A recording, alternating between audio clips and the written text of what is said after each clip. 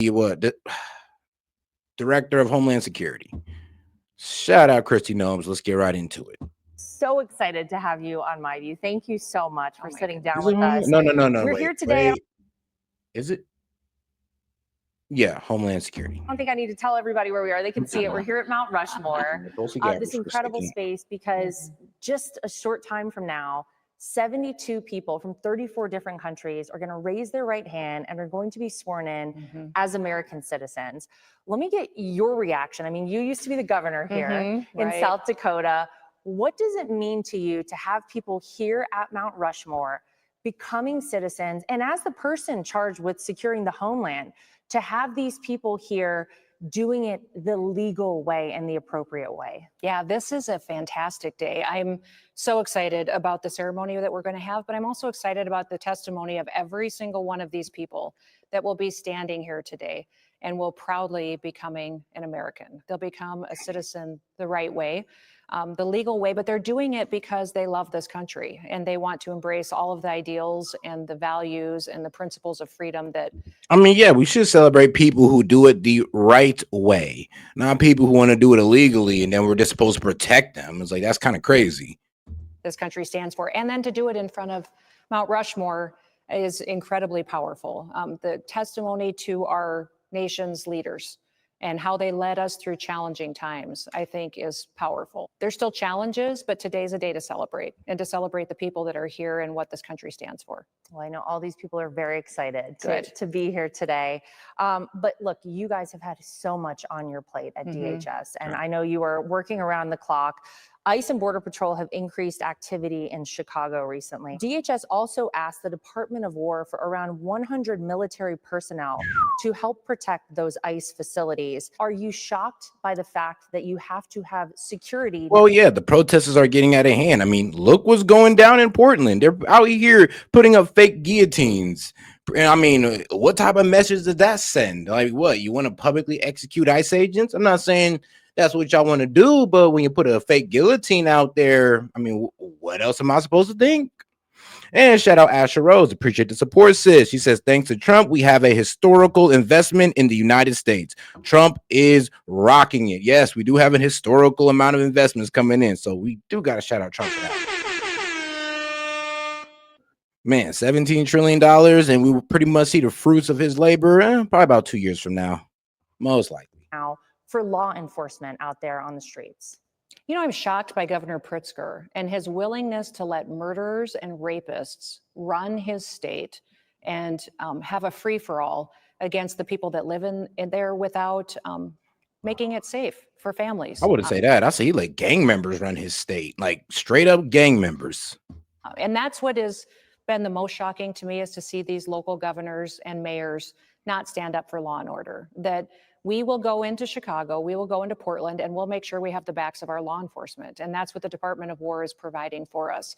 When we go out and do operations and the local law enforcement are told to stand down, that they can't be there for us, it's extremely dangerous for these ICE officers, for these CBP agents that are out there trying to help go after these dangerous criminals. So we will use President Trump's methods and his abilities to deploy a whole of government approach, which means the Department of War will come in and help provide that security so we can continue to do our work.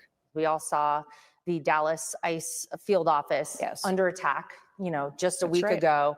Are you guys going to put in place physical changes, or will there be things that you can see that will harden these sites in the wake of that? Yeah, absolutely. We're going to make sure that we are have safe facilities, but also our officers are safe. So we will have more personnel, we'll have more security measures, but some of them I can't speak to, because when we give all the details, obviously people use that and use it to dox our agents and try to undermine those methods that we use to bring those security systems to bear. But I mean, here's the thing, and I mean, what was it about? It was yesterday that Apple finally took down the ICE tracking app that was tracking ICE agents, which was a bit wild because, you know, you pretty much are setting up these law enforcement officers to possibly get set up and hurt. And it was a bit crazy that it lasted this long, because it's been up for about a couple months now. And then they only 2 days ago, or about a day ago, they took it off. We will absolutely do everything that we can to make sure that our officers are safe and that they have the ability to enforce the law. And that's what they're so happy about. You know, we've had over 900 arrests in Chicago just in the last few weeks that our federal officers have gone in and been able to bring drug traffickers and human traffickers to justice, and murderers, individuals who have committed acts of violence, burglary, assaults, and get them off the streets. And the people in Chicago that have seen the result of that are thrilled. We're not just doing it in Chicago. Portland is another one, Memphis as well. We're working with local leaders to do what we can, but when we can't work with local leaders, that doesn't mean that the individual citizens are going to be left behind. Well, speaking of Portland, Oregon and the city of Portland have sued to block the president sending in the National Guard. They claim that the ICE protests have been very small, that there have been no arrests since June, but the White House cited 26 federal cases for alleged arson and assaults against law enforcement. So maybe you want to take a moment and refresh people's memories as to why it's important to send in the National Guard. Yeah, absolutely. And we're not afraid of litigation, Laura. We will go out and do our job, that we will follow the law, we will follow the Constitution. And if activist judges want to sue us, then they can do that, but we'll continue to pursue what's right. But out in Portland, that's a different... No, the problem is that ICE has been radicalized in the eyes of the left. That's the problem. They're literally just doing their job, and honestly, they're acting under immigration law.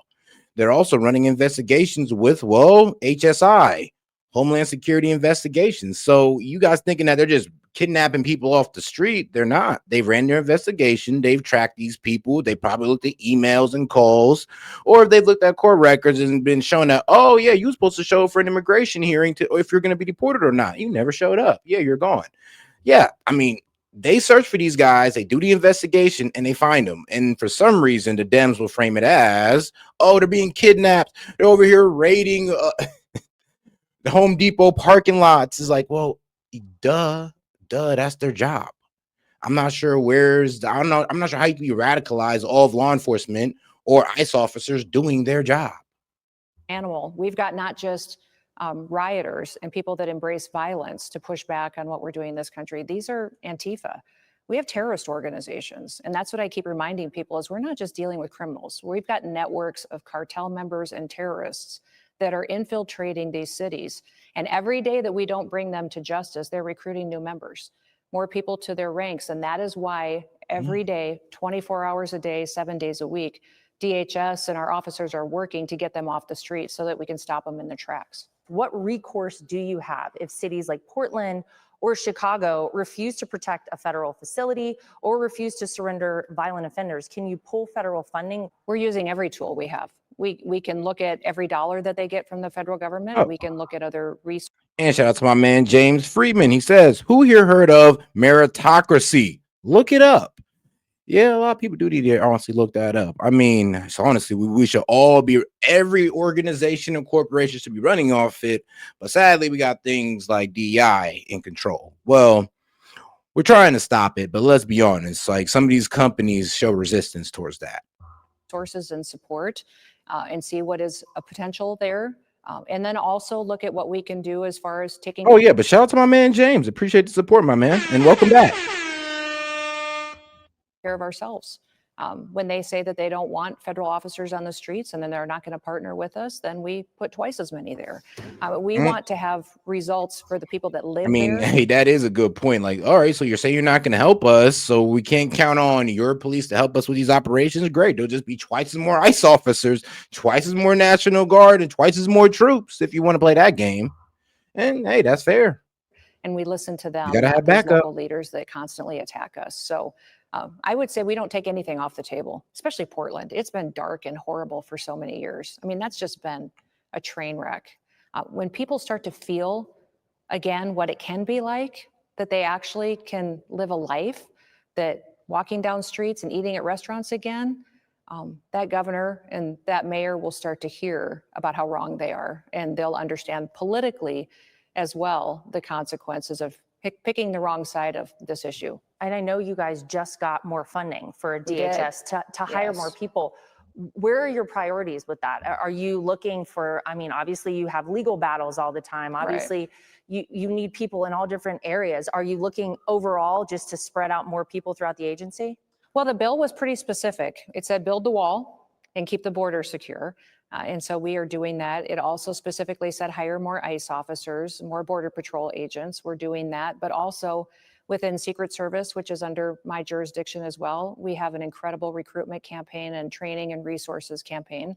I have the Coast Guard. So a lot of that funding went to bring the Coast Guard into their next Force Design 2028 and to help them not only complete their search and rescue mission, but to also help us with narcotics trafficking and our surveillance against China as well. We have weapons of mass destruction, CISA, cybersecurity, and I also have FEMA and TSA. So that bill we got a lot of funding with the Department of Homeland Security, but we have a lot of responsibilities. And every day, those agencies are tasked with keeping this homeland secure. Well, you have quite a job. I mean, you just kind of talked about all that falls under your purview.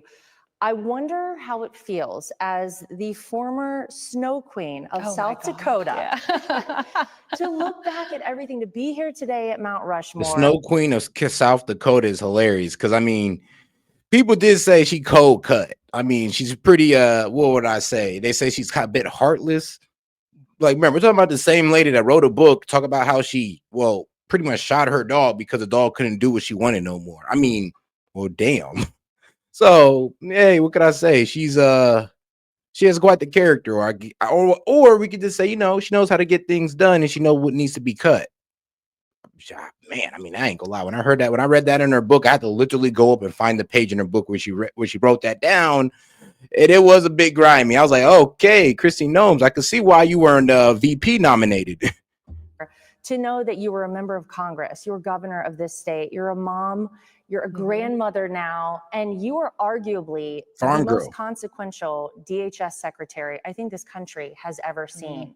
I mean, do you ever stop and think for a second about all you've done? Oh gosh, no, I don't know if I've had time. But I'm grateful that I get the chance every day to get up and to do something that matters.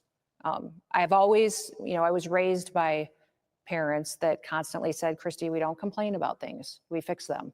And so every day I have a new challenge to fix and new things to do. What kind of a country will we leave for our kids? I had the chance when I was little to have, know that every opportunity would be available to me. I could do whatever I wanted to do. I want to make sure my granddaughters and grandson have the chance to do that too. All right, now, and let's get over to, well, we're going to get to the left side of media, but let's get over to this quick little story here of Trump orders review of organ funding and, well, admit chaos. But let's get right into it. President Trump is ordering a review of Oregon's federal funding as Antifa chaos continues in Portland. Meanwhile, radical agitators have spent nearly 100 nights straight laying siege outside the city's ICE facility. 100 nights Chanley straight. Painter is here with all the details. Chanley. Hey, good morning. That's right. Trump's announcement coming as the violent anti-ICE clashes persist in Portland since early June. White House Press Secretary Caroline Leavitt saying this. I mean, you can't say they ain't dedicated. 100 nights. I mean, well, then again, there's not that much people showing up now. So I guess whoever's paying for the protesters kind of ran out of money. Watch. President Trump will end the radical left's reign of terror in Portland once and for all. The president has directed Secretary Hegseth to provide all necessary troops to protect war-ravaged Portland and any ICE facilities under siege from attack by Antifa and other left-wing domestic terrorists. This is not peaceful protesting. This is left-wing anarchy.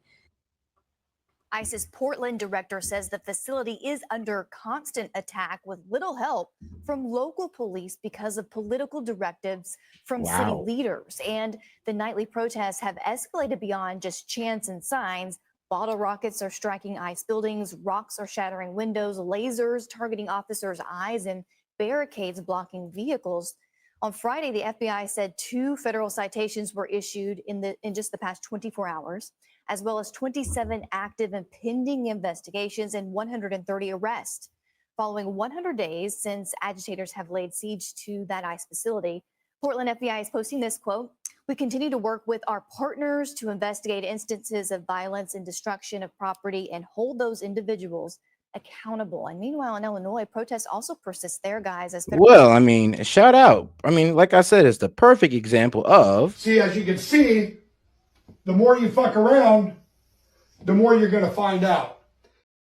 And my message to the left is that, come on, man, you guys are being Stop complete. whining. Your kids are soft. You lack discipline. But I've got news for you. You're mine now. Yep, your DHS is now. Yep. Like, look at me. Look at me. You're gonna get deported, okay? You gotta understand this. Federal agents announced the arrest of more than 1,000 illegal aliens as part of Operation Midway Blitz, a sweeping crackdown they launched earlier this month. Guys, back to you. Yep, feds announced 100 arrests in Chicago. So we're gonna go to CNN's reaction of it, because they started tripping. CNN was gonna trip about this. It's the left. It's what they do. Well, trip over what we're supposed to do.